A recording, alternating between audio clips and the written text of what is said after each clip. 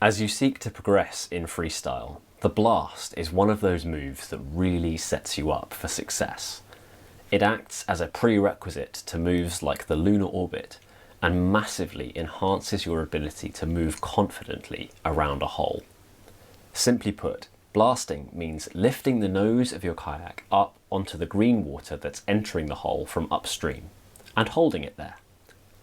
Usually, this will result in your kayak being vertical, and there's no denying that this move works best in quite steep features.